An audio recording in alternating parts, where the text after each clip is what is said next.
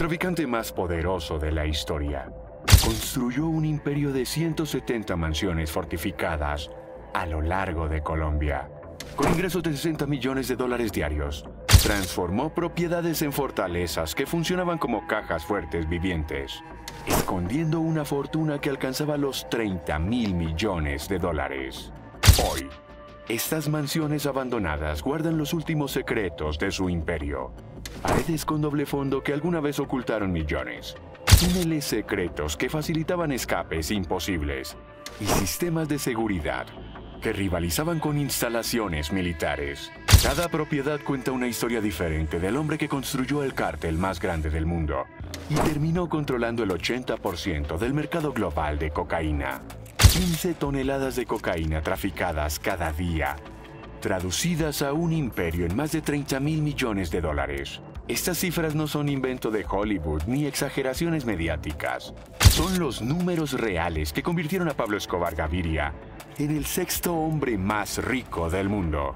Un criminal con una inteligencia extraordinaria y una capacidad innata para la violencia que lo llevó a mantener una posición privilegiada en Colombia, donde era simultáneamente amado y odiado por la población.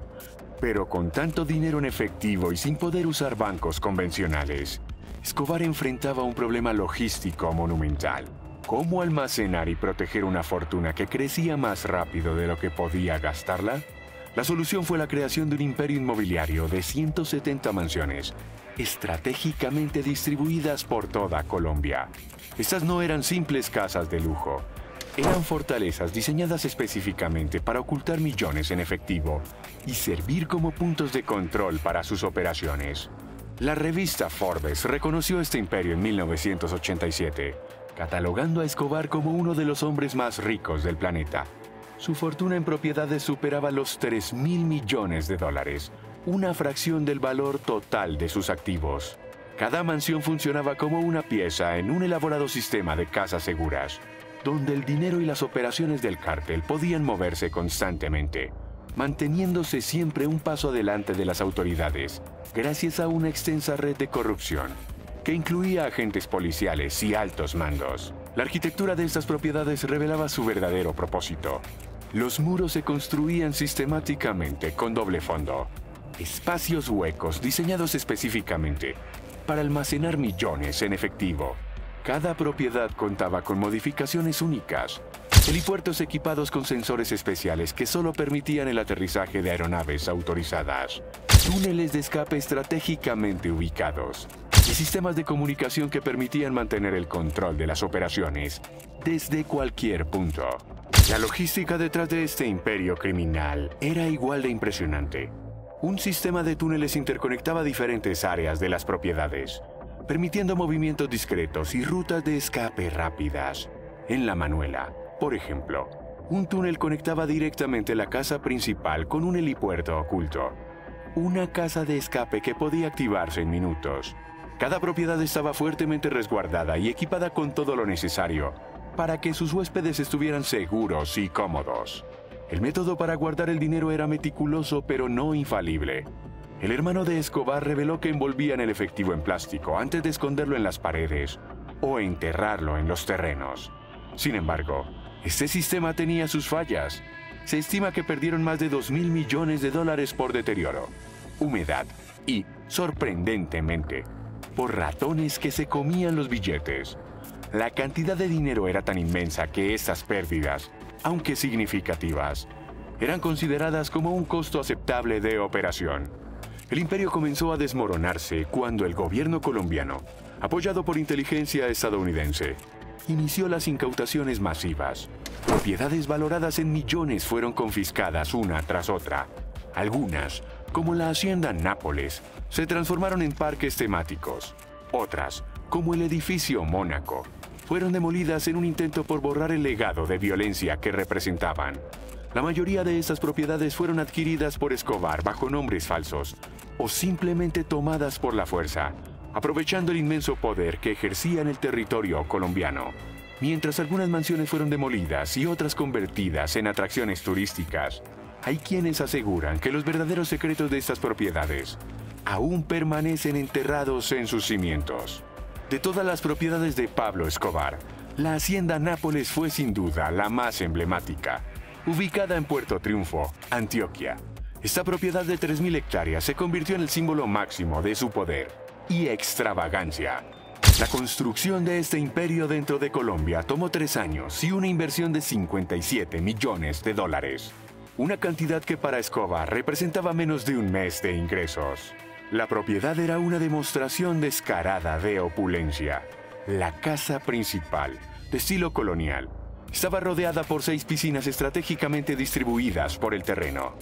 Las instalaciones incluían canchas deportivas de nivel profesional y, como toque particular, una plaza de toros que rivalizaba con las mejores de Colombia. Cada rincón de la hacienda estaba diseñado para impresionar, pero lo más impactante era su poder aéreo. La hacienda contaba con una pista de aterrizaje profesional y hangares que albergaban una flota personal de 14 aviones y 6 helicópteros. Para mantener esta flota operativa, Escobar instaló su propia gasolinera privada. Este complejo aéreo le daba una autonomía total para sus operaciones. El zoológico privado era una muestra de su poder ilimitado. Especies exóticas de todo el mundo, incluyendo rinocerontes, elefantes y jirafas, deambulaban con libertad por la propiedad. No era un simple zoológico, era una declaración de que podía traer lo que quisiera a Colombia, sin importar las restricciones o el costo. El destino de la hacienda Nápoles refleja la caída del imperio de Escobar. Tras la huida de la familia al extranjero en 1991, la propiedad cayó en el abandono. El gobierno colombiano tomó el control y dividió el terreno. Una parte se convirtió en una cárcel de mediana seguridad, un giro icónico para la propiedad de un criminal. En 2007, se inició la transformación más significativa, la conversión en un parque temático. Los animales exóticos fueron rescatados y distribuidos entre varios zoológicos colombianos. Las organizaciones de conservación intervinieron para asegurar su supervivencia. Hoy, la que fue la mansión más grande del narcotraficante más poderoso del mundo, recibe a turistas que buscan entender la historia detrás de sus muros. Durante años, la propiedad fue invadida por buscadores de tesoros, convencidos de que las paredes y terrenos aún escondían parte de la fortuna de Escobar. Si encontraron algo, es un secreto que se llevaron con ellos. La finca La Manuela, nombrada con amor en honor a la hija menor de Escobar, era quizás su propiedad más personal. Ubicada estratégicamente en Guatapé, con una vista privilegiada del embalse, estos 20 acres de terreno representaban mucho más que un simple refugio familiar. Era una fortaleza diseñada para combinar el lujo con la seguridad máxima. La propiedad presumía una mezcla única de comodidades extravagantes y medidas defensivas sofisticadas. Una cancha de tenis profesional que también funcionaba como helipuerto secreto, equipado con sensores especiales en las esquinas que detectaban cualquier aeronave no autorizada. La piscina climatizada ofrecía vistas impresionantes al embalse, mientras que los establos privados albergaban algunos de los purasangres más costosos que el dinero podía comprar. Los detalles ocultos de La Manuela revelan la obsesión de Escobar por el control total. La mayoría de los árboles que decoraban la propiedad fueron importados directamente del continente africano, creando un paisaje único en Colombia. Un sistema de túneles conectaba puntos estratégicos de la propiedad, incluyendo uno que llevaba directamente al aeropuerto donde, años después, se descubriría una de las famosas caletas con grandes cantidades de dinero. Las paredes, como en otras propiedades de Escobar, fueron construidas con dobles fondos para ocultar efectivo y otros objetos de valor. La vida en La Manuela tenía 2 caras. Por un lado, era el escenario de fiestas familiares y celebraciones, donde Escobar podía pretender una normalidad que su imperio criminal hacía imposible. Las caballerizas albergaban fácilmente una decena de los caballos más finos de Colombia, y el embalse era el escenario perfecto para deportes acuáticos con lanchas y motos acuáticas de última generación. Durante más de una década, esta propiedad fue el refugio preferido de la familia Escobar. Pero todo cambió a principios de 1993. Los Pepes, un grupo paramilitar dedicado a perseguir a Escobar, llevaron a cabo uno de los ataques más dramáticos contra el imperio del narcotraficante. lograron introducir 300 kilos de dinamita en uno de los baños de la propiedad y la detonaron, causando daños devastadores. El gobierno colombiano posteriormente incautó la propiedad y descubrió grandes cantidades de dinero oculto en las paredes de doble fondo, junto con varios vehículos de lujo y obras de arte valiosas. Hoy, la Manuela está abandonada y prácticamente cubierta por la naturaleza. Las estructuras que una vez albergaron algunas de las fiestas más extravagantes de Colombia, ahora sirven como campo de paintball, un destino exótico para quienes buscan adrenalina entre las ruinas de lo que fue el refugio favorito del narcotraficante más poderoso del mundo. Los muros agrietados y las piscinas vacías son un testimonio silencioso del auge y caída del imperio de Pablo Escobar. Aunque la hacienda Nápoles tenía más terreno, la Casa Grande fue sin duda la construcción más imponente del imperio de Escobar. Este paraíso escondido, ubicado en Isla Grande, Cartagena, era mucho más que una simple mansión. Era una fortaleza tropical diseñada para ser prácticamente inaccesible e impenetrable. La escalada de la construcción era abrumadora. 300 habitaciones principales y otras 140 exclusivamente para el personal de seguridad que vigilaba la propiedad las 24 horas. Las paredes blancas se alzaban imponentes sobre el mar Caribe, creando una imagen que mezclaba lujo tropical con poder militar. La construcción tardó años y cada detalle fue pensado tanto para impresionar como para proteger. Los lujos en la Casa Grande rozaban lo absurdo. Las regaderas y lavamanos estaban hechos de oro sólido. Un detalle que hoy parece casi mitológico, pero que refleja perfectamente la mentalidad de excesos de la época. La propiedad contaba con piscinas y lagos artificiales estratégicamente ubicados, y una flota de vehículos recreativos marítimos para disfrutar del mar y las islas circundantes. Pero lo más impresionante era su sistema de defensa. El acceso principal era a través de un embarcadero fuertemente vigilado, donde solo podían entrar personas previamente autorizadas. Cualquier intento de acceso terrestre significaba horas de caminata por terreno selvático, prácticamente imposible de atravesar. Y por si fuera poco, el perímetro estaba protegido con minas terrestres colocadas estratégicamente para disuadir a visitantes no deseados. La Casa Grande no era solo una residencia, era el centro de operaciones más importante del cártel de Medellín fuera de la ciudad. Aquí se celebraban las reuniones más cruciales y las fiestas más extravagantes de Latinoamérica. La mansión estaba equipada con los sistemas de comunicación más avanzados de la época, permitiendo a Escobar mantener el control de sus operaciones, incluso desde este aparente paraíso tropical. Hoy en día, la Casa Grande está completamente abandonada. El clima tropical y la naturaleza han reclamado gran parte de la estructura, y los años de saqueos continuos han dejado poco del antiguo esplendor. Los cazadores de tesoros siguen visitando la propiedad, convencidos de que aún quedan caletas sin descubrir entre sus muros. La mansión que una vez fue el centro de poder del imperio de Escobar es ahora solo un reflejo borroso de aquellos días. Sus paredes desmoronándose guardan secretos que probablemente nunca conoceremos.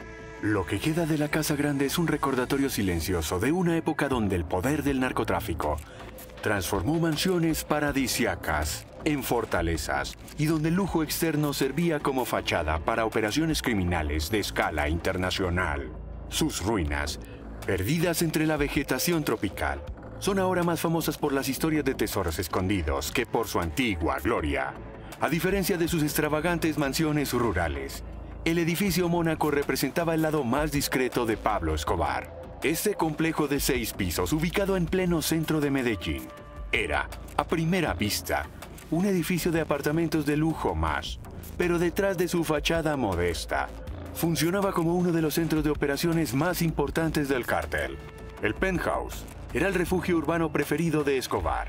A pesar de tener acceso a los hoteles más lujosos de Colombia, valoraba la discreción que le proporcionaba este edificio para sus aventuras e infidelidades.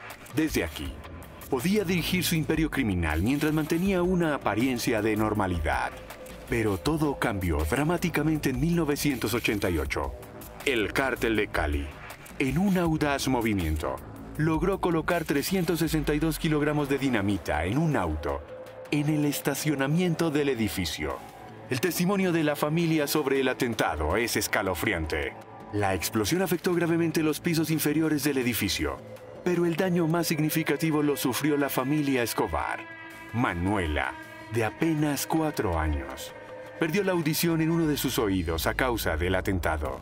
El ataque marcó un punto de inflexión. Ya ni siquiera los espacios más privados de Escobar eran seguros. Después del atentado, el edificio quedó prácticamente abandonado, convirtiéndose irónicamente en una atracción turística macabra. Los visitantes llegaban esperando encontrar rastros de la vida del narcotraficante más poderoso del mundo. Durante las renovaciones posteriores, se descubrió una caja fuerte oculta en una pared falsa del garaje, alimentando aún más la mitología alrededor del edificio. En 2018, el gobierno colombiano tomó una decisión radical: demoler completamente el edificio Mónaco. No fue solo una demolición, sino un acto simbólico para borrar los rastros de la época más sangrienta de Medellín. El edificio que una vez representó el poder urbano de Escobar se convirtió en polvo, parte de una campaña más amplia para transformar la narrativa de la ciudad. La destrucción de Mónaco representó mucho más que la eliminación de un edificio. Fue un intento deliberado de la sociedad colombiana por cerrar un capítulo oscuro de su historia. Sin embargo, la memoria colectiva no se borra tan fácilmente como una estructura física. El espacio vacío donde una vez se alzó el edificio Mónaco sigue siendo un recordatorio silencioso de una época que Medellín lucha por superar, pero no puede olvidar. Para 1991, Pablo Escobar estaba en guerra.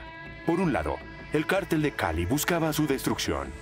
Por otro, el bloque de búsqueda, una unidad de élite del ejército colombiano con apoyo de inteligencia estadounidense, estaba cada vez más cerca.